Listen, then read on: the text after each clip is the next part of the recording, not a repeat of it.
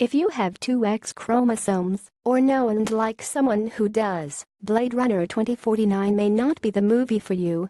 Female characters get the short end of the stick in this long-awaited dystopian sequel. They are drowned, knifed in the stomach, shot point blank in the head, and, in one instance, simply winked out of existence with the stomp of a boot. All, it must be said, with artful cinematic relish.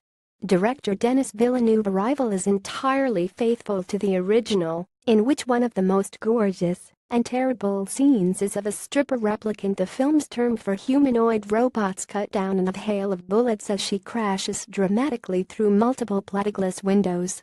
The shrieking, stomach-shredding death of Daryl Hannah's standard pleasure model bot, Pris, runs a close second. I'd like to think this follow-up to Ridley Scott's 1982 Blade Runner, whose rainy noir aesthetic informed just about every sci-fi flick that came afterward, is a cautionary tale about a society that views women as disposable and as outright slaves. But seeing as it's mostly about Ryan Gosling's Officer K, a Blade Runner tasked with executing orbital replicants, pondering his own existence, I think I'd be wrong. Like the 20-foot-tall ballerina holograms pirouetting through its decrepit Los Angeles streets, Blade Runner 2049 is hauntingly beautiful, technologically stunning and low on substance.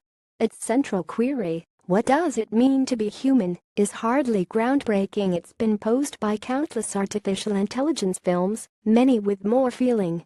It faithfully upholds the architecture of Scott's futuristic world, but fails to conjure its wonderful strangeness. Recall Rutger Hauer's replicant, Roy Batty, howling like a wolf as he chases Harrison Ford's detective Rick Deckard, or the humble genetic designer William Sanderson who lives in an apartment full of misfit animatronic toys.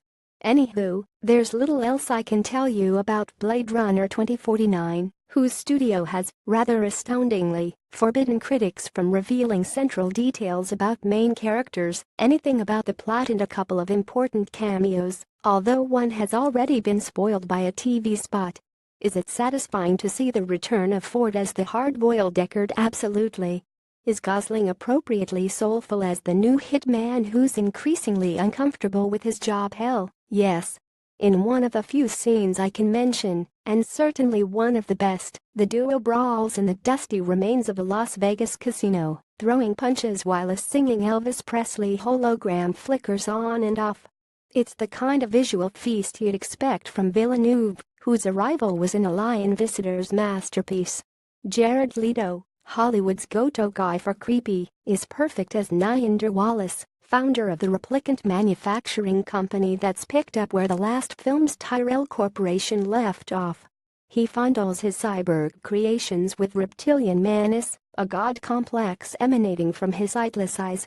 Robin Wright, as Gosling's steely boss in the behemoth LAPD tower, continues her reign as one of film's best badasses. Mackenzie Davis Halton Catchfire is underused as Mariette, a street urchin whose look is a throwback to Daryl Hannah's. Ana de Armas, as Kay's girlfriend, is a sci-fi fanboy's wet dream named Joy, while Wallace's squeezed Sylvia Hoeks is named Love. Yuck.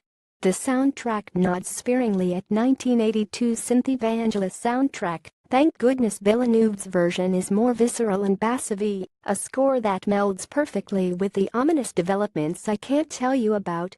As a whole, it's a perfectly serviceable upgrade, but lacks the spark of the original.